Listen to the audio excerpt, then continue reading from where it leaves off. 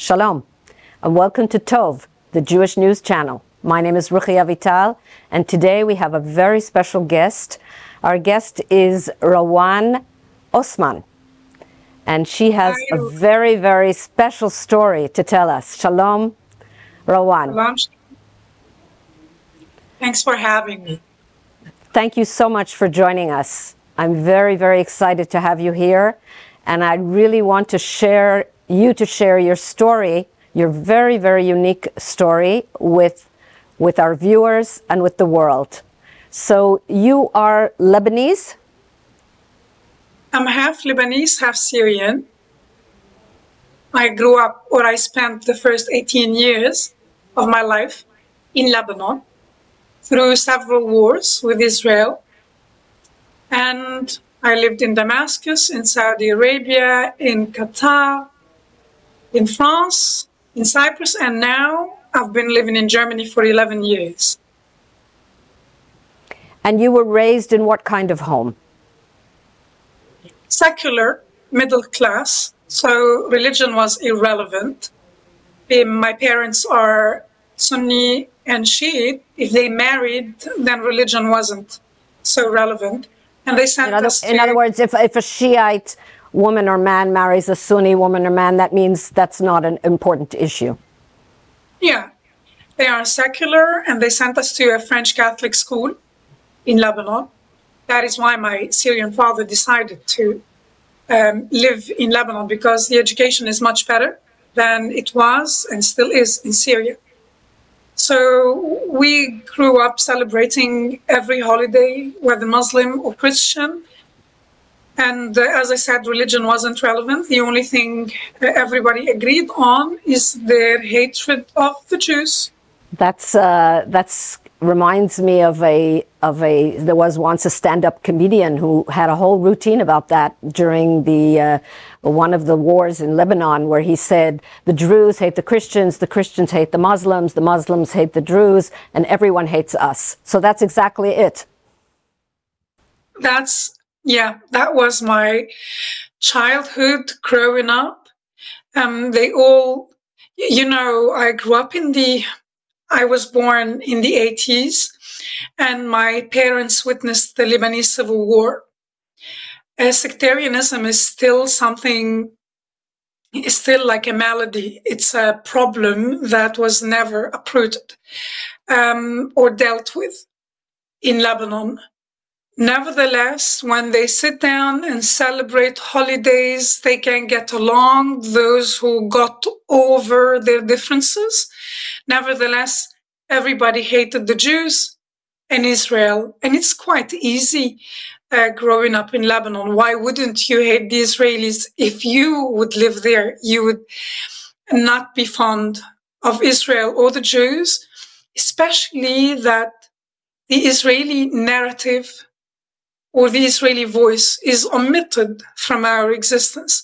So whatever the state wants you to believe, the state in Syria, the state in Lebanon, but more in Lebanon, I should say, whatever Hezbollah wants you to believe, you would believe it. There was nobody to counter the narrative we are told. And there was no social media at that time either. Exactly, opposed to today. There is social media. When I tell my story as a recovered anti-Semite, and I say, why wouldn't I believe everything I was told? And people say, all right, this is why they hate us today. No, I beg to differ. Today there is social media, and people have access to information if they cared to look further than whatever they're told on TV and in newspapers, especially that nowadays many dissidents challenge the narrative that the axis of resistance keep telling. When they oppress and hurt, arrest, murder, torture their own people, you must look a bit further to understand what is their agenda. And you had never met a Jew in your life until you left the Middle East? Until I moved to France. I lived in for Arab countries, and until I moved to France and lived in the Jewish quarter in Strasbourg, I had never seen a Jew. I had never seen a synagogue. Watching families every weekend going to that big building made me wonder, why are they so obsessed with this museum? Until somebody told me that's their synagogue. How would I know? And I told the story, I don't know how many, hundreds of times.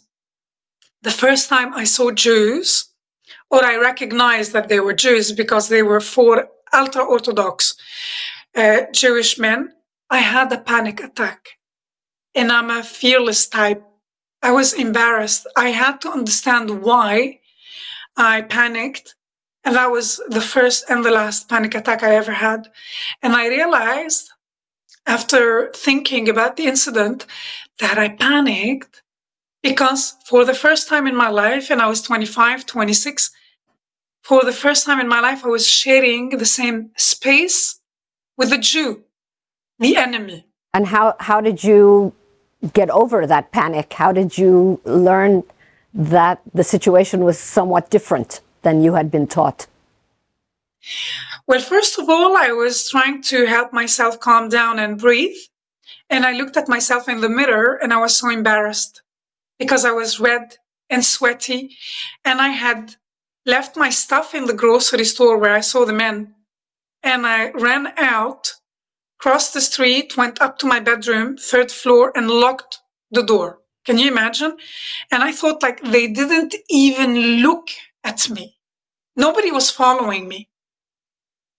I was embarrassed. That was the devil incarnate. That's what you saw in front of you, as far as you were concerned. Yes. At first, I had to go back to the grocery store and get my stuff. And the man had left. There was only the storekeeper. And he asked me where I came from. And I told him, I have Syrian, I have Lebanese. Today is my first day here. And I lied to him. I told him that I forgot my wallet. But he smiled. He understood. He knew that I was lying. And he was nice to me. He helped me with my bags. And I decided to continue shopping there because he was across the street from where I was staying for months.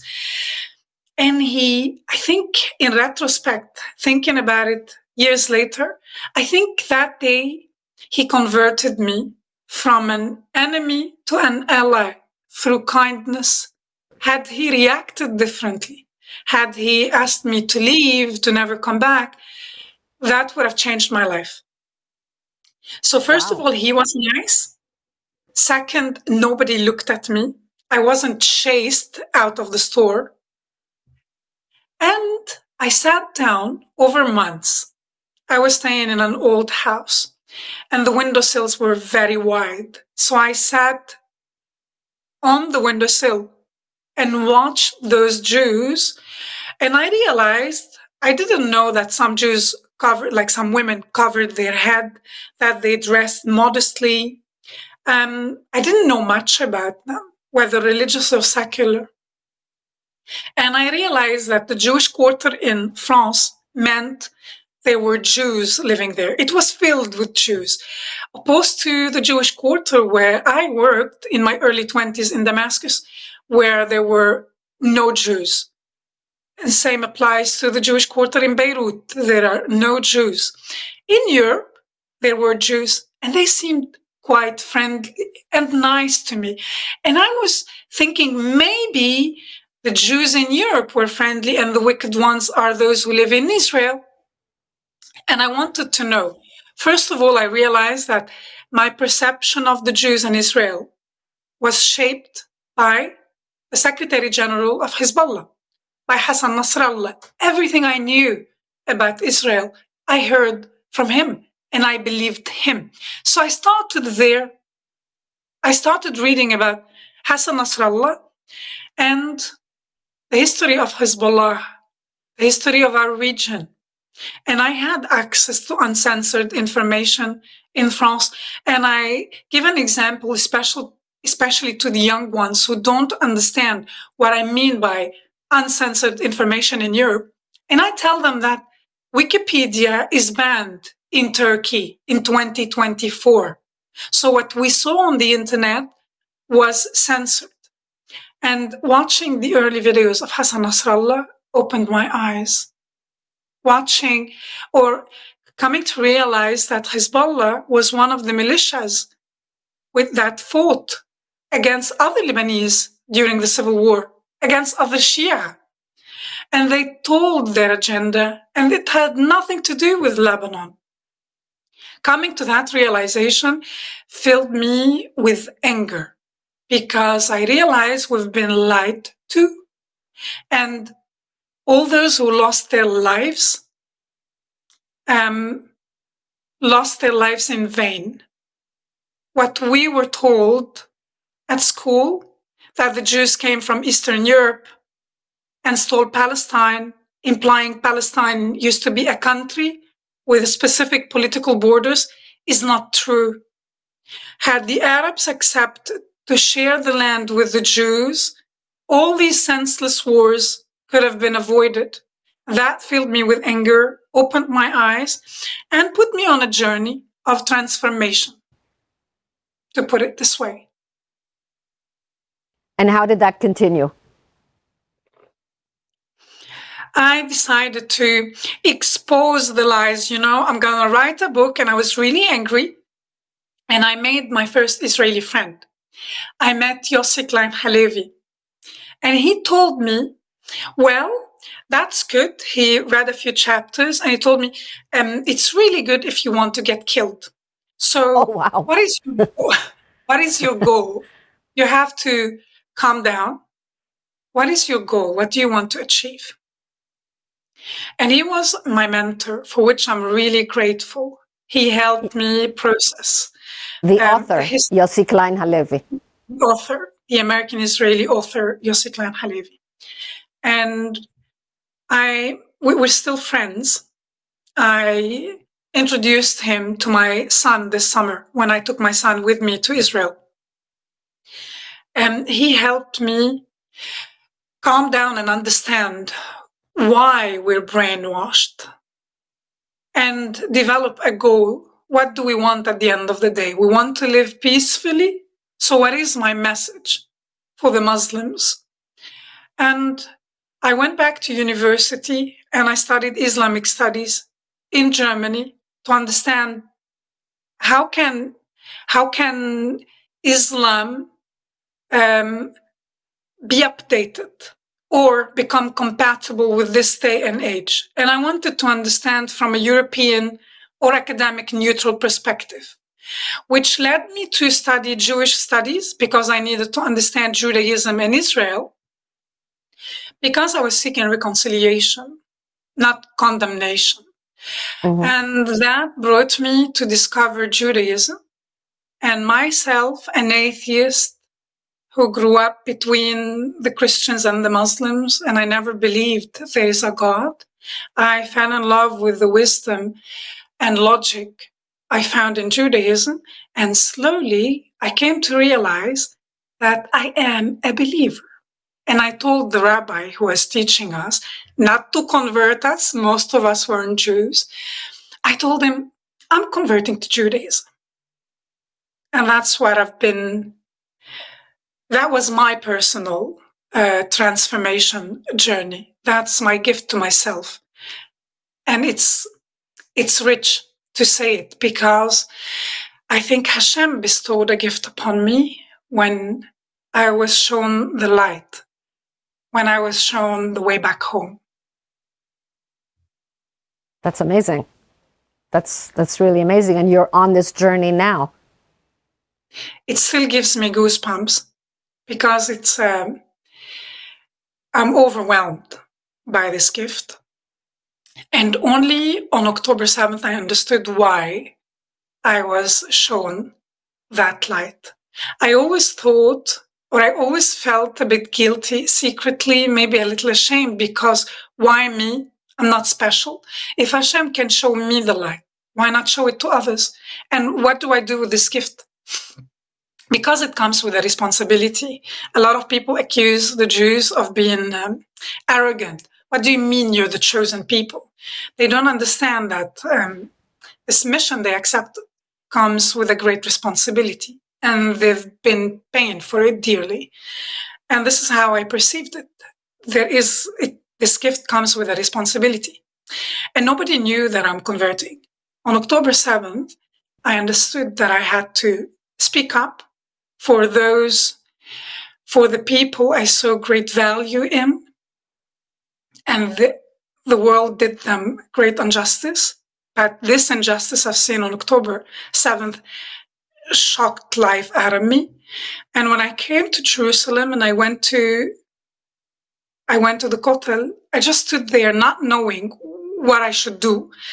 But I stood there, like, hineni. This is the only word that crossed my mind. And I didn't know much about Judaism at that stage. I just knew that I need to do something. And my natural reaction was, first, I have to tell the world that I'm converting. There is nothing to be ashamed of. It's not my dirty secret. Even if I'm going to become an advocate or, an advocate of peace with Israel, I don't have to conceal that and fake being the righteous Muslim ally. No, I'm converting, and I have to tell the world that I'm doing it and why I'm doing it, and remind especially those young Jews who are gaslit and intimidated and confused that there is nothing wrong with you and everything wrong with the world. And you've been communicating with a lot of people online through your social media posts. And what kind of reactions do you get? Also on October 7th, I became an accidental activist. I had nothing to do with social media. I always thought it's a waste of time. But out of frustration, I thought, whatever I have to say, nobody knows me. I can say it on social media, uncensored. And people started following me. The Muslims or the Arabs were infuriated, accused me of being paid by the Zionists, etc., which is a natural reaction. I can understand. They couldn't believe why I would side with the Israelis. The Jews were much more emotional about it. They thank me for what I'm doing for them, and I tell them I'm doing this for us, for humanity, not only for the Jews. Any righteous person in their right mind should condemn what happened on October 7th, and it is scary. If Hamas and their masses, whoever trained and financed what they've done, if they dare do this to the Israelis, not being deterred by the reaction of the West or the Americans, imagine what they would do to their own people if they disagree with them. Imagine what the axis of resistance would do to their own subjects if they dare do this to the Israelis, film it and broadcast it. So we should all be alert and alarmed by what happened. And then deny it. Film it, broadcast it, show pride in it, and then deny it. The first person who started this denial in a very bold fashion was the Secretary General of Hezbollah, Hassan Nasrallah. He went as far as to accuse the IDF of killing the Israeli civilians. Even Hamas didn't do that.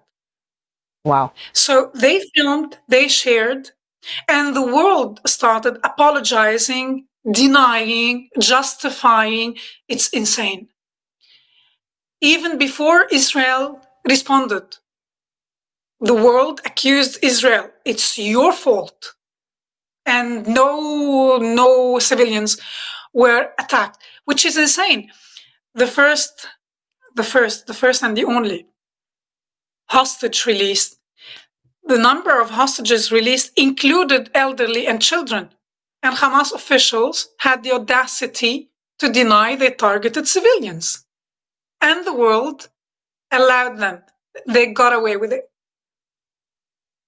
I think the world, not the entire world, but many in the world, were very happy to help them deny it, because it's not an easy thing to face up to. In what languages do you post? Do you post in Arabic as well? In Arabic and in English. And the videos I make in English, I always provide Arabic subtitles. We thought at the beginning, because I don't work alone, this is a project that I started with academics who are experts on anti-Semitism, but unfortunately anti-Semitism in Europe, because we have no data. The Arab world doesn't acknowledge the problem, so why would they research it? We thought that I have to address only Arabs, but we soon realized that we have a massive problem in the West. This is why I started posting more and more in English, but I always provide Arabic subtitles. And you would be surprised that many Arabs write to me directly, private messages, ask me not to share their names. Sometimes they write to me from Beirut, from Damascus, or Cairo, or Baghdad. Some Iranians write to me from Tehran, telling me, we're proud of you, we wish we could say what you're saying. And I understand that they're risking a lot by reaching out. If someone is monitoring their accounts, they would pay for even showing solidarity for the words they are saying. However, when Muslims write to me privately, and they're living in Australia or in Canada or in Brazil and tell me, we wish we could speak up, we're proud of you, I tell them, darling, you don't need to be proud of me. We need you to speak up. That's very true. That's very, very true. You said that you were privileged to have God show you the light. I think God shows everyone the light, but not everyone is capable of seeing it. The ones who are capable of seeing it get the gift. Thank you so much for saying this. I had a meeting in Manhattan, and I felt guilty up until that point, where one of the persons in the meeting was a rabbi, and I didn't know that. So he learned that I'm converting, and after the meeting, he asked to speak to me. And he said, thank you for reading the signs. And it didn't hit me at first. I left and I was walking back to my hotel, and I suddenly looked up. And that day he absolved me of my guilt, because I realized what he said, thank you for reading the signs. Everyone is shown the light. Exactly what you said. And I say, when I speak to Jewish crowds, even a Hamas terrorist, even those who broke into homes on the outskirts of Gaza, everyone is shown the light, and God knows better. So if a Hamas terrorist saw a child in a safe room, he could spare their lives. He could have ignored the child, continue, do whatever you want to do. But we are always given the chance to change our lives, to change our decisions, to spare somebody's life. There are consequences, of course, but we are all given the chance to choose to be humane instead of behaving like monsters. And you are right. I just learned to worry about my own. I push in the direction I think is the right thing to do for me. And I don't worry about others, what they're shown, their decisions. I just speak my mind, what I think is the right thing to do. And I hope it inspires a few to speak up or to reconsider what they believe. And I hope that Arabs believe that I, who visited Israel several times since October 7th, I know better. They've never spoken to a Jew. The Israelis are not the monsters they are told they are. In Israel, I met many partners for peace. I still seek those partners among the Arabs. There are a few, but the majority want Israel annihilated, and this is not going to happen. They just have to accept it. And Israel is a dot on the map. And they think Israel controls the entire universe. It is absurd. It's ridiculous as well, but it causes a lot of harm. And I hope this would change sooner or later. I believe that Israel will prevail, and that on October 7th, the axis of resistance, this alliance of evil, committed suicide. It was the beginning of the end of this alliance. Let's pray that that is indeed so. So let me ask you a question a little bit down to earth about what's happening in Lebanon now. I mean, Hezbollah is being defeated on the ground. Nasrallah is thankfully no longer in this world, and his successor and his successor's successor have been eliminated. And Israel is destroying the terrorist infrastructures in southern Lebanon. We see there was not a single house, not even one house in southern Lebanon that didn't hold ammunition and rockets and all kinds of things. There was even one house they showed that had an entry to a tunnel, and the whole house was filled with bags of rocks and sand because they didn't want the Israelis to know that the tunnel was being built underneath the house, which means that nobody actually lived in the house. So, and now Hezbollah is being destroyed, decimated in Lebanon. How do the Lebanese people see that? Is that going to give them the strength to rise up? I hope so. Lebanon is not Gaza. The Lebanese are not, they don't attend UNRWA schools. Many of them are not, don't belong into the pro-Palestine camp.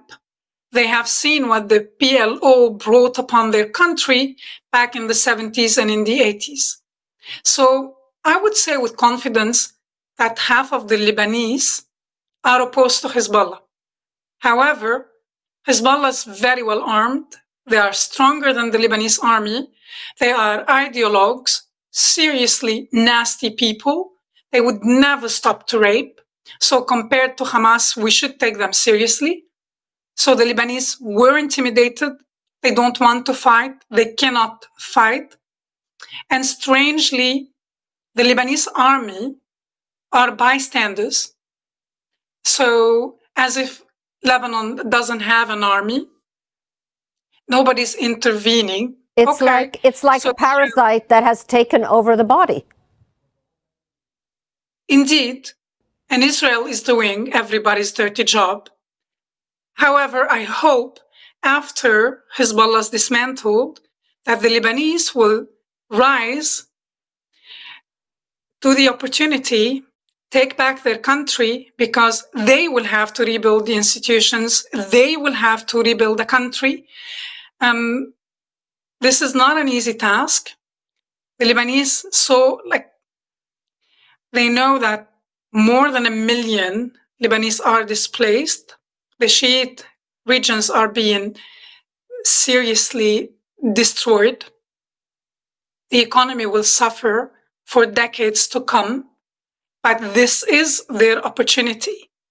The problem was ignored for so long, since year 2000. Every dissident tried to convince or pressure Hezbollah to disarm. As the Israelis left southern Lebanon, what was their excuse?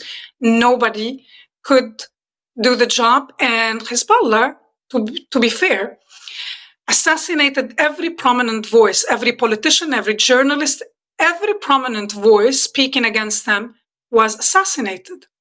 So now that Israel is destroying the infrastructure of Hezbollah and preventing them from rebuilding this very complex organization and cutting their ties or supply chain with Syria, Iraq, and Iran, I hope that the Lebanese will understand now is your opportunity, but Israel cannot do the entire job for you. They cannot change the political structure. It's up to the Lebanese. They have to negotiate with the international community and find ways to rebuild a healthy country. I think that the message is very clear. You get what you deserve. If you do the work, you get a good result. And if you allow fear to rule, then you have to live with that outcome as well. Not only that, many got what they asked for. You wanted war? War it is. You wanted martyrdom? Then you left this world. Your wish was granted.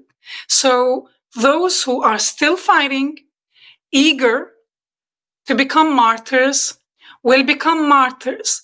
It is sad to see that many people lose their lives, and it's not their choice. They brought misery upon their own families, children. Now, I have many friends in the IDF, and I know nobody enjoys killing.